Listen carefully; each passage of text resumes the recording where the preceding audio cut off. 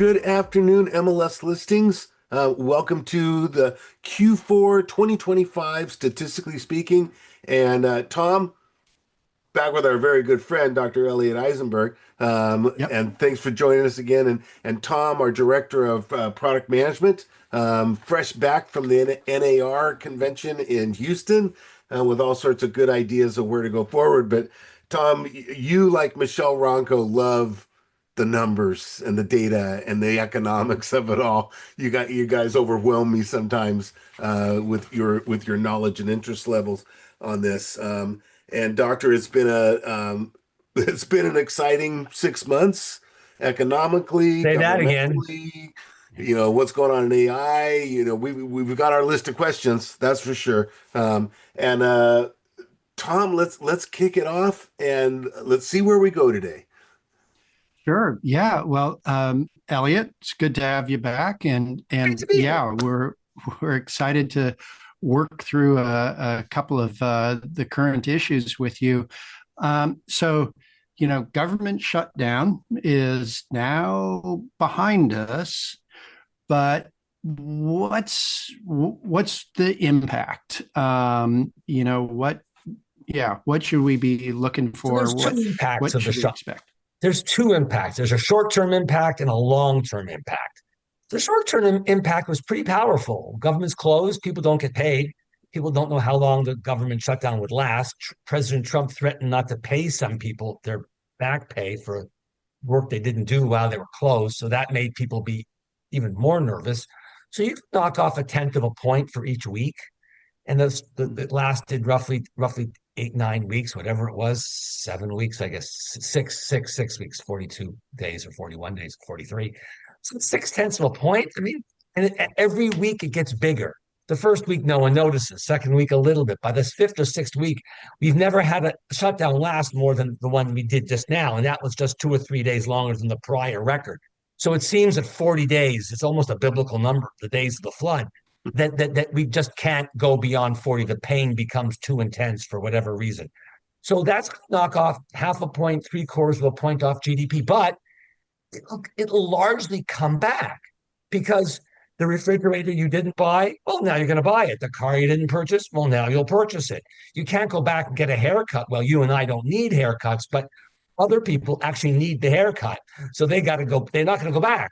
So you missed the meal that you didn't consume in a restaurant, but it's pretty small change. So all in all, it's a small. Overall, at the end of the quarter, when they wrap it up and say what was GDP looking like, the end of Q4, it'll have largely been a historical artifact by then. The big problem, however, is lack of data. There's no data. We don't know what the economic impact, how is GDP doing now? We simply don't know. And that's the annoying thing. We're going to start getting tons of data early next week, late this week. We're going to get a ton of data. So we'll know a lot more in a few weeks. But right now, we're flying blind. It's unpleasant. And Elliot, where let's stay on the topic of data, where the the administration is cut off, don't you do the numbers kind of stuff, but won't the banks and the financial institutions, won't they step in? Because they're run by those numbers. They need those numbers. They do. And there are private sector numbers out there. I mean, some good examples is ADP, automatic data processing. 19 or 20% of the US gets their paycheck through ADP. So you'd think that their sample would be a good sample, and not such a great sample. It's bigger companies, it's more coastal companies, and the correlation on the fresh newest numbers for the month. So in theory, November ends November 30th or 31st, whatever, 30-day month. So December, like 3 or 4 or 5, you get the number. The correlation between that number from Bureau of Labor Statistics and ADP is 10%. In the Mm. long run, the numbers are highly correlated because they get revised and so on.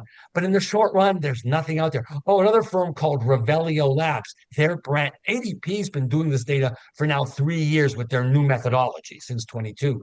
They had an old methodology. They stopped doing it. They stopped giving the data for months as they rejiggered their data. It's still not correlated. We have Revelio Labs. They're brand new. They just began doing it like 2 months ago. But it's so new, we don't know how good the data is. And Revelio says there was a job loss, and ADP says there was a job gain. So going to the private sector is helpful at some level, but it doesn't even come close to compensating for the loss of the data. You could argue, they should do a better job, and BLS shouldn't have to make so many corrections. They shouldn't have to use telephone surveys, blah, blah, blah. All true, but that's water under the bridge. And the BLS has got a problem. A quarter of their staff is missing or retired. A third of senior staff, managerial staff is gone.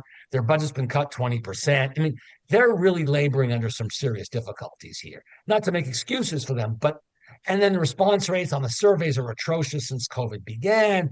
So they have to keep calling more often to get the number. There are some real problems there, but nonetheless, their data is the gold standard. There are economists out there that say there's signs of a recession, right? And maybe that's the effect of the shutdown that took place. But sometimes conflicting opinions on the subject are we in it? Are we close to it? Or are we going there? What would you say where we are? No, Q3 will have turned out to have been. That's a really weird past perfect construction. Good quarter, 2.5%, 3% GDP growth. So through the end of September, certainly no evidence of a recession. I'd be hard pressed to say that in October things really nosedived so fast, even with the closure, that we ended up in a recession. What I'd say is the economy was a little bit weak. We know manufacturing's in a recession. We know that exports are not doing well. We know new home construction sucks. Wages aren't keeping up with inflation at the bottom third of the population, quarter or whatever. So there's a bunch of problems out there. Could this turn into a recession with a little bit of bad luck? Yeah, it could. Do I expect it to necessarily go there? No. A lot will depend on the stock market. And the stock market's a very poor measure of the economy because NVIDIA is 10% of the NASDAQ and 8% of the S&P 500. So if NVIDIA is doing well and Microsoft and Amazon and Meta and Alphabet, that could mean the stock market's doing great while the overall economy is not. So the discrepancy between Wall Street and Main Street is kind of wide. If the stock market does poorly and rich people stop spending, then we have a problem because they are what's driving the economy forward. It's their increase in wealth from the stock market that gives them wealth, that lets them spend lots of money, that's keeping us out of the doghouse, if you will. And they have a lot of money, a lot of money. Wanted to stay with sort of current issues, I think, but step away from the shutdown, but go back to tariffs. And we've talked about tariffs in the past, and sort of wanted to check in again. If home remodeling becomes less attractive, what will that do to residential property purchases in the Bay Area? So, what are we seeing in terms of specifically home building, remodeling? Clearly, the tariffs are the latest tariff introduced. There were several in the last month or two. I'm not clear on the dates anymore, but I think it was before the shutdown.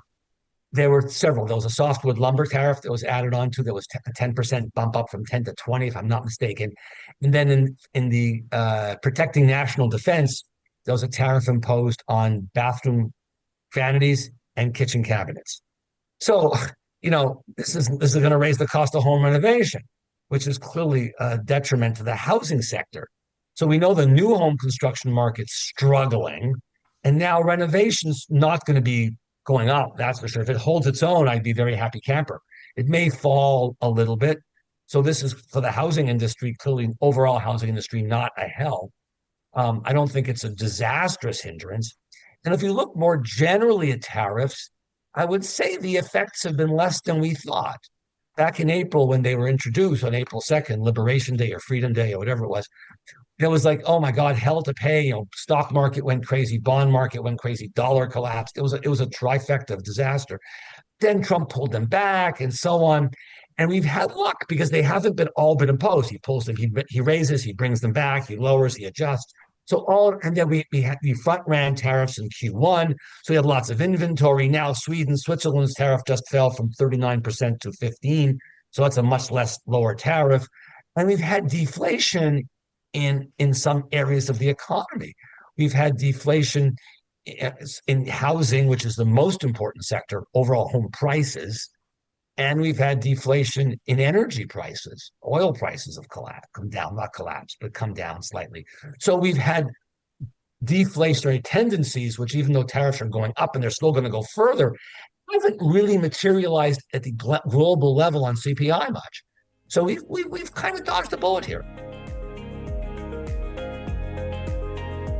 Let's go with a new topic. A couple weeks ago, I'm having my morning coffee. It's a nice quiet morning here on the mountain. Flip on the morning news, and they're telling me about a 50-year mortgage term. And I just had to shake my head. And then, the news just, everyone had an opinion as before. What's it going to do for wealth building on the average? The long-term affordability of a home, all that kind of stuff. A lot of, but this is really good. Yeah, but that's real bad. What's your insight on the 50-year mortgage? So there's a couple really important things. I think one of the most important ones is this is a false solution. That's the critical thing. The problem with housing is we're not building enough homes. It's fundamentally a supply side problem. Builders can't build homes. They can't build introductory level homes, entry level homes anywhere in the country. It doesn't matter whether it's in Atherton, California, where home prices are like $94 million, or Brownsville, Texas, where they're $1. They can't do it. This is a demand side solution. Oh, we're going to increase demand because more people will now be able to afford to buy a house. One level, that's great. Don't get me wrong. I'd like to see people who want to buy a house. But if you don't build more homes and you increase the number of demanders who want to buy a house, you're going to jack up the price of the house. So fundamentally, you're attacking the problem in the entirely wrong direction. You want to get builders to build more houses, not increase demand, so there's not enough houses that are out there. So that's strike number one. Strike number two, the median age, the first-time home buyer, the NAR tells us, and I'm sure Tom, you'll reconfirm, from the latest NAR data was 40 years. So 40 years and a 50-year mortgage, you're 90 years old. So you're not going to pay off your house. So wealth building, well, that's not going to be very good. And the present value of third, the interest rate you're going to pay on a 50-year mortgage will be more than a 30-year. And if you look now, 10 and to 30, whatever the difference is, it's probably 1 percentage point is my guess, 100 basis points. It would be more between 30 and 50 because there's no secondary market for a 50-year mortgage. And even if Bill Pulte at the Federal Finance and Housing Agency, the regulator of Fannie and Freddie, says, okay, ta-da, secondary market, there's no transactions taking place. So that gap, that higher rate will tend to negate most of the advantage of the longer mortgage. So you're not going to accumulate money. It's going to raise the price of the house. Maybe you'll save, 50 or 60 bucks per 100,000 on the mortgage, 70 bucks. I mean, we could argue depending on the rate differential and so on. But all in all, this is an idea whose time has not come and hopefully never comes. Thank you for explaining the demand side of it. That I think is really helpful in understanding that and that goes problem, for any solution that just says, oh, here we'll give first-time homebuyers $10,000. That's going to jack the price of the house up. Yeah, they look like they're helpful solutions. They're not. They're honestly not. So I mean, they help some people, but at the expense of everybody who can't get a house and so on, and raising the price. So, talking about ability to purchase a house, one of the things we've talked about in the past, we talk about it every single time, is interest rates, right? And, continues to be, a huge factor. So earlier you said you thought that the Fed will cut rates a few times this year, which, they have done. But do you think there will be another rate cut this year? And what happens to the actual mortgage rates? Is that already baked in, right? Great question. Yeah, do they cut once more this year or not? I have no idea. I really don't. if you look at the market's all over the place. A week ago, the market thought there was a 75% chance they'd cut. Now it's down to 50-50. There are a lot of people on the Fed who are very nervous about inflation. And the fact is we just don't have the data. We don't know what the unemployment rate is. We don't know what the inflation rate is. So no one knows. I can't give you an intelligent answer because I simply don't know what conditions are. In a month or 3 weeks, the Fed meets in about 3 weeks. They meet on December 15th, if I'm not mistaken, 14th, somewhere around there. We'll have more data. How much we'll have remains to be seen. They may be able to make a more intelligent decision.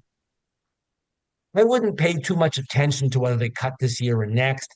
The end of the year is an artificial constraint put on by the calendar. Who cares? I really do think that we're going to get 3 more cuts because now we're at 3.875 or between 3.75 and 4. I think that's somewhat restrictive. I really believe it. I think the economy is slowing down in Q4 and Q1 because of tariffs and because of front running of tariffs and because of expiration dates of the EV vehicle $7,500 tax credit and other programs of that ilk. We're not going to see the benefits of lower interest rates for some time yet. I think we do get 3 cuts. Probably next, if not 1 this year, we'll get 3 next year. If we get 1 this year, we'll get 2 next year. I wouldn't worry too much about it. The key question is what's the 10-year mortgage, 10-year treasury going to do, off of which loosely the 30-year mortgage is based. It's pretty loose, but it's the most important interest rate out there. And I'm suspect that we'll get much of a reduction in the 30-year mortgage because I don't think we'll get much of a reduction in the 10-year treasury. If we can get the 30-year mortgage below 6, I would call that a real victory. 5.8, 5.9. 5.9, I'd be very happy with 5.9. Now we're at 6.2, 6.3, somewhere in that ballpark. I'd be really a happy camper. So that's a quarter point lower, a little more than a quarter point. I would take that and call that win. Beyond that, I'd be very surprised. Unless the economy falls off a cliff, which could happen in a recession, short-term recession, mild recession. I don't think it's a terrible recession if you get it. But then rates fall for the wrong reason. People don't run to buy houses in a recession. So that would be the wrong reason for their interest rate to go down. On the flip side, not the flip side, but a sensitive note here is the tariffs will probably be at their maximum peak in July or August of this year is my guess. And then the tariff inflation becomes a deflationary effect. So it rises for a ballpark a year from April last year to June or July of this year. And then it begins to go down. So as it goes down, the inflationary concerns that Fed members have about long-term inflation and inflation expectations could come down. Then we might begin to see a little bit. That's when we'll see a little bit of decline in the 10-year treasury and the 30-year mortgage. It may be a while still, which is 6-7 months away or whatever it is. And as we begin to expect that, we'll see lower rates. So we should get 30 basis points of relief, but it's not even close to a one-to-one relationship between the Fed funds being cut and the 10-year treasury and 30-year mortgage going down. It's much less. Sorry. I'm 0 for 2 here. I poo-pooed your idea about mortgage rates, and I poo-pooed your idea, Mark, about the 15-year mortgage. Come on, give me something I can say yes to. Just speaking the truth. Well, let's talk about NVIDIA. You brought them up earlier, and we are the Silicon Valley, San Francisco Bay Area is becoming that hub once again. We've done this multiple times, even in my short career of 50 years or so.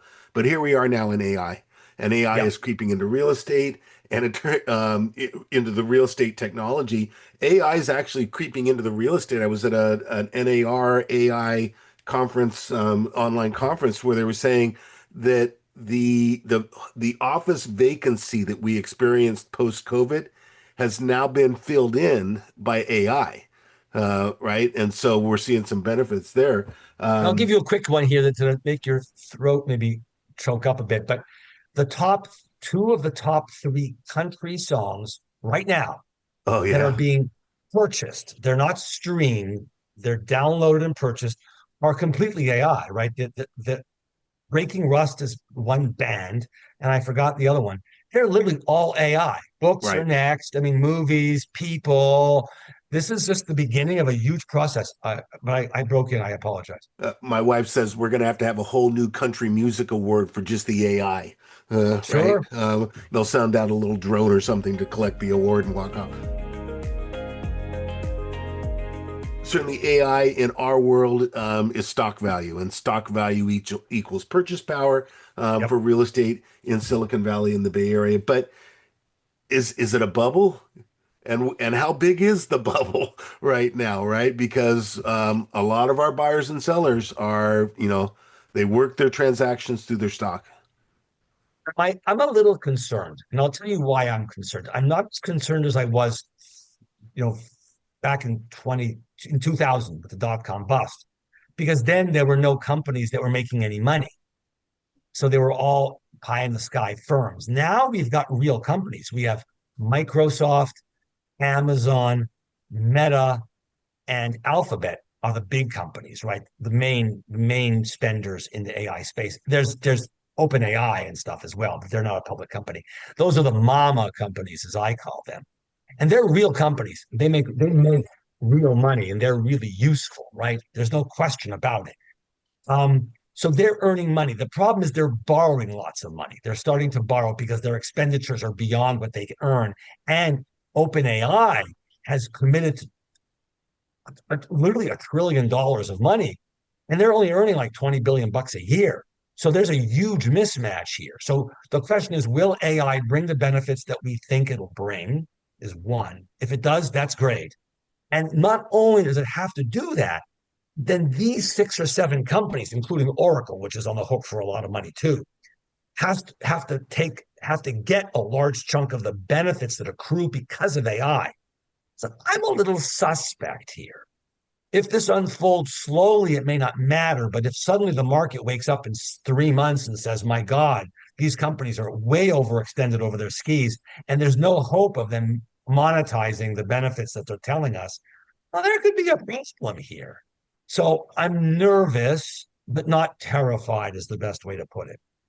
But yeah, this could conceivably end up with the stock market declining and the rich not spending nationally driving the recession.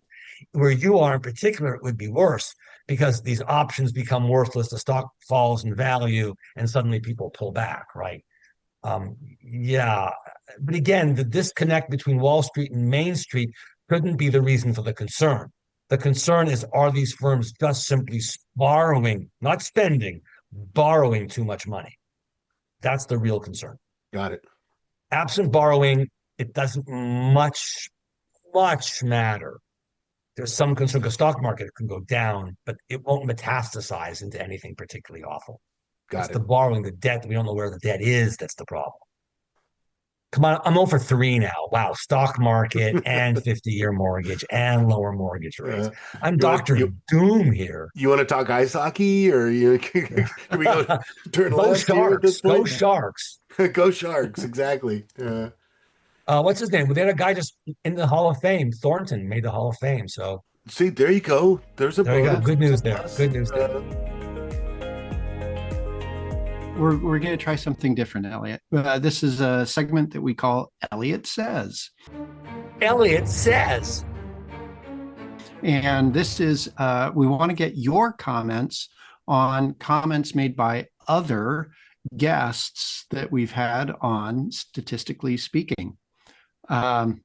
So earlier this year, Selma Hepp, who works for Cotality, formerly CoreLogic, she joined us, and this was earlier in the year, and at the time she said she thought there would be a mild recession later this year, so like now. And do you think she called it? It's, I would say, unlikely given that we're running out of year. Yeah. But had I been on in March or something and you had you asked me that question, yeah, it's a absolutely reasonable response. And we see the economy's weakening. There's no doubt. More and more sectors are weak. The stock market and good spending. We've had great luck. AI, good stock market, rich people, and so on. It could go the other way. A little bit of bad luck, and we could have a mild recession. Sure. So Yeah. I give her a good grade there. Yes. Reasonable decision, reasonable comment. Yes. Okay. Then in June, we talked to Jordan Levine, who's the chief economist at the California Association of Realtors, and he said, he thought that the Bay Area was insulated from job losses. And unless we saw a 20 to 30% loss in the stock market, we would see job losses similar to whatever the national trend was. We haven't seen the stock market decline yet, at least. No. But are you seeing job security in the Bay Area still? The spending on AI and Yeah. this money being thrown at AI, you're the you're the biggest single geographic area that's benefiting from this. There are other areas. I mean, Boston, and there are other areas that are getting some, obviously, but Yeah. you have regained or retained your centrality to high tech. That those fear during COVID that it was going to seep out, it didn't seep out. New York is still the head of finance as well. These cities that build these ecosystems don't lose them overnight. And we know, going back to Levine's comment, that when you have a 10% stock market decline like we had back in 23 when Powell began to raise rates in early 22, and the expectation was that there'd be a recession because of the rising interest rates. It never came, but the stock market went down and spending didn't fall because the market didn't fall that much. So his notion of a 20% decline, a real bear market as opposed to a correction, is a reasonable assumption to make there too. And even if there are job losses, I doubt they'd come to Silicon Valley because the demand for AI services and that area, that industry is on fire. Yeah, in a recession it would go down, obviously, but it would take some real serious declines to hit the Silicon Valley. That said, it can happen. You know it happened before. So don't put your luck here intellectually and say, oh, yeah, we're insulated, it never happened. No, but it would take a lot. Okay. Okay. And then the last one is we talked to Danielle Hale, who Oh, yeah. is a chief economist at realtor.com. And what we were talking about with her was the outward migration of folks from California to less expensive states. And she was saying that we've likely seen the last of that. She didn't, her data was saying that, you know, that the spike at least had tapered off, and we wanted to check in. And are you seeing that as well? I'm not up to date on all of it, but the most recent data I looked at on California showed population beginning to pick up because you have not grown in years. You have 3 or 4 years in a row of you're at 39 million, 100,000 or something or whatever. You're below 40, but just barely, and you can't seem to move. Now it seems to be getting better. So that suggests that it is a lack of emigration out that's causing it because there's not much immigration in because of the border with Mexico and so on and ICE raids and so on. You're not getting massive population growth from foreign sources. So it has to be a case of emigration falling off. And that's because the people who want to move, well, they moved. There's not going to be exodus forever. You've adjusted, you've adapted, you've rearranged your life, you've made accommodations. I'll never own a home, I'll rent, or I'll move to Tahoe and Reno, and I've already done it. Yeah. But every place eventually hits a new equilibrium. And there's been in-migration as well as COVID's gotten over and firms like Meta are hiring. Suddenly people are moving in as well. So you have some in-migration, less emigration, and then your population's up. So yeah, yes, I agree with Danielle. And I think the key point here is not that I'm a yes man and saying yes to what all the other economists say. Not that I want to poo all over them, but economists generally are data-driven people. We can interpret the data differently, but we're generally pretty center of the road in terms of we try to avoid the politics and just look at the data and let the data tell us what the story is. So even if I forgot who it was who commented about the recession happening that didn't, it was a reasonable guess to assume that, yeah, there's a reasonable chance we might get one. Hopefully Yeah. we don't get, happily we haven't, and hopefully we don't. I don't think we get one this year. We're still not out of the dark here by any stretch of the imagination. I would not say we're in the clear yet either. So you can come back in 6 months and say, Elliot, when you were here last time, and I'll tell you how stupid I was then.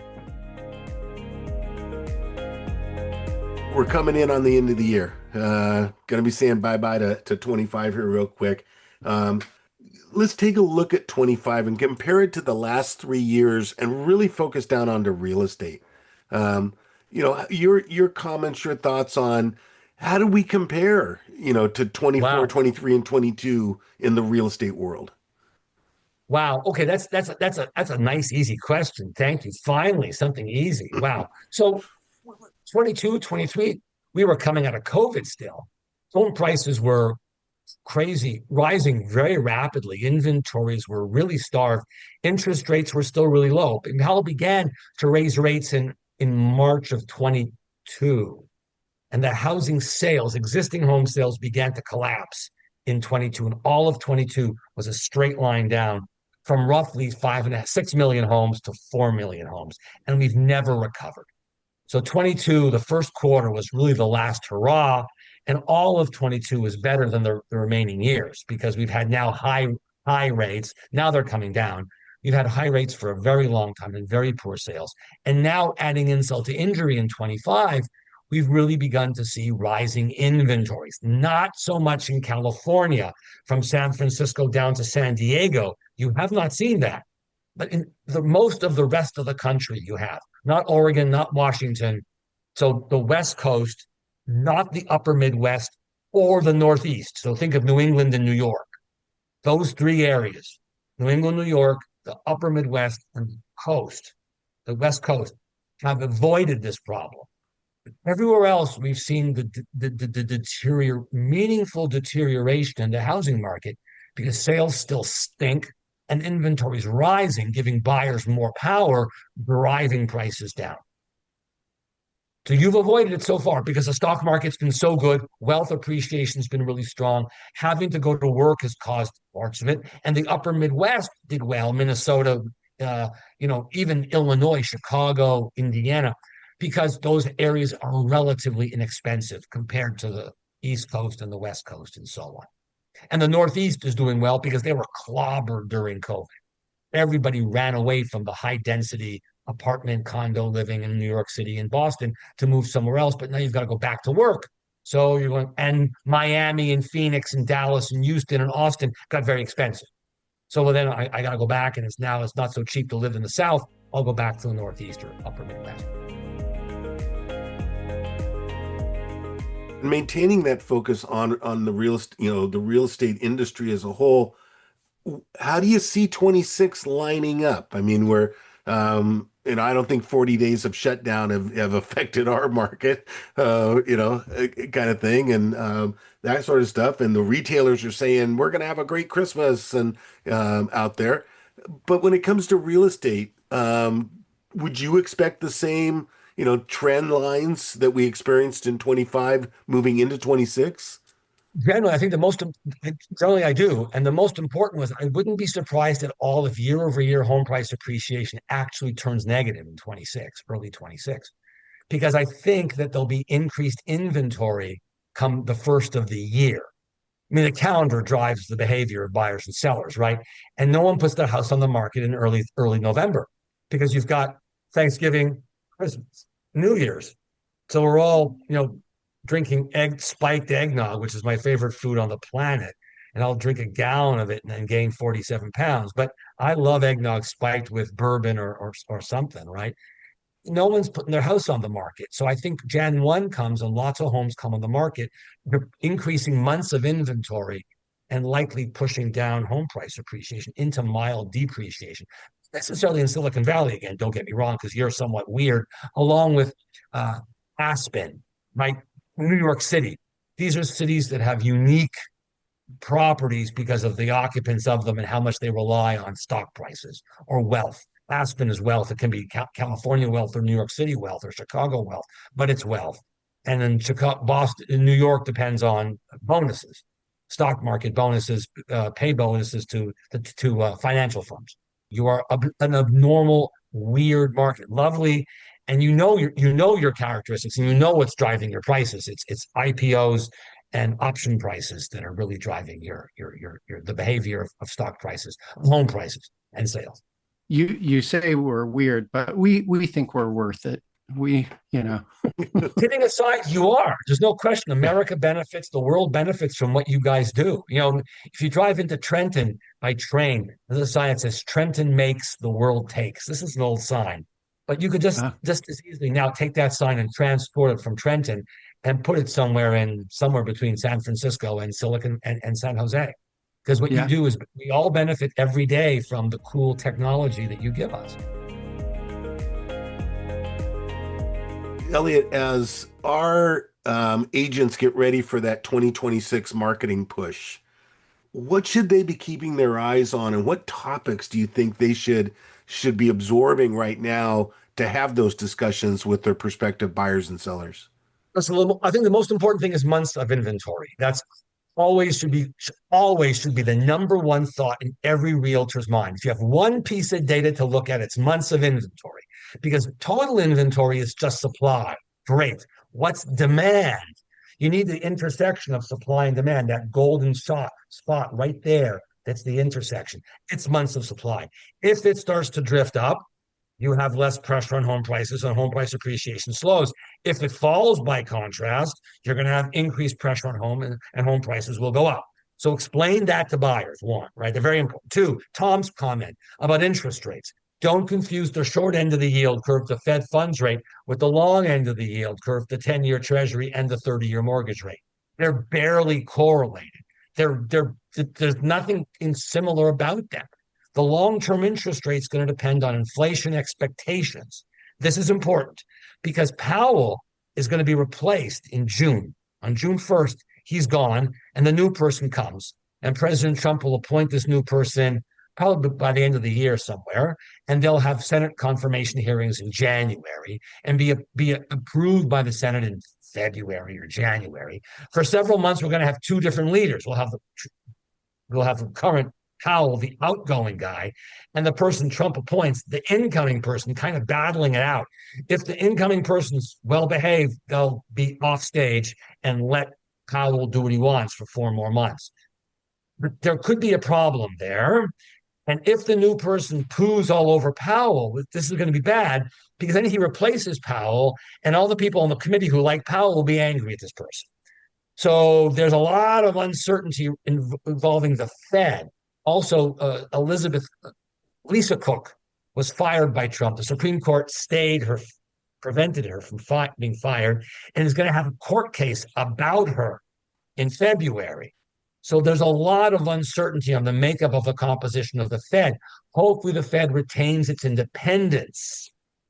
If it doesn't, because of maybe Lisa Cook being terminated with the Supreme Court letting her go, I don't think they will. I'd be shocked if they do. Shocked because in a prior case called Humphrey's Executor, they told Trump and they told everybody, yes, President Trump, you can fire the heads of all these agencies, but not the Fed because they're special. So now the court case, I think, is going to give the Supreme Court a chance. Yes, the Supreme Court really is special. It's much harder to fire people there. But if the person appointed and the Cook goes away and this and that, if inflation expectations go up because the belief is in the short run, the Fed will really push down short-term rates. Because Stephen Mirren, a Trump appointee to the Fed, has been dissenting from every meeting of the Fed since he got on 2 meetings ago. He's called for 50 basis point cuts in the Fed funds rate at every meeting. This goes against the grain. But if this comes to pass, short-term rates will come down and long-term rates could really go up because fear of future inflation would happen. Think of the economy as a dog. If the dog gets low rates, the dog just eats all the food. And then there's a terrible hangover. And that's what will take place if they artificially lower rates too low to please other parts of the government. The long-term rate, which the government doesn't have any control over at all, will just go up and raise interest rates for bonds and mortgages. So as long as the Fed has independence, the short-term rate has no impact on the long-term rate or next to nothing. But if they push the short-term rate too low, then the long-term rate will go up. So beware of a good thing and don't get too much of it. Those are the most important things. Months of inventory, and this relationship between interest rates and Fed independence. And Dr. Elliott, on that months of inventory, is there a sweet spot? What's good? What's oh my God, kind of stuff. So it varies from market to market, but Okay. you look at somewhere between 4 and 5. That's probably, in the old days, it was more, but we're not as agile. We don't move as much. Average age has gone up and so on. We're not nearly as mobile as we used to be. But four is certainly a good number. I'm happy with a four. With a five number, I begin to get a little nervous in general. Depends where Okay. you live and so on. But that's 4 to 5 is the key. Things start to go bad between 4 and 5. Not always, not everywhere, but 4 to 5. Gotcha. 5 is less really good. Four below four, you're strong, generally. I think we've had a great conversation. Thank you so much, Elliot, for being here. It's a pleasure. You guys ask good questions. It's fun to be on. I hope I continue to help educate and give insight to your members. Absolutely. And the tie, stunning. Absolutely stunning. Nailed it. We'll give it a big cameo right now. Exactly. Yeah. Well, as long as we're talking bow ties, the bow tie, don't I text bow tie to Yes. Oh, yes. If you want to hear from me on a daily basis, I send out 70 words on economics. No graphs, no ads, no charts, no links, no photos. Just text the word, you got it, bow tie, as you said, Mark. One word, no hyphen, one word, to the 5-digit number 66866. It's a palindrome, either direction. Yeah, and we'll put it down here. 66866. We'll put it down here for all our viewers to see. Definitely. Thank you. And then you'll be asked for an email address, and you'll give it to me, and you'll hear from me every day. Dr. Elliot Eisenberg, thank you very, very much for being with us once again. I know our subscribers benefit greatly when you come to town, as they say. Great to be here. Great. Tom, thank you as usual. All right, always fun. And thank you guys behind the scenes. Thank you all very much. There's a whole crew back there. So yes, there are. Thank you everyone for being with us today on Statistically Speaking.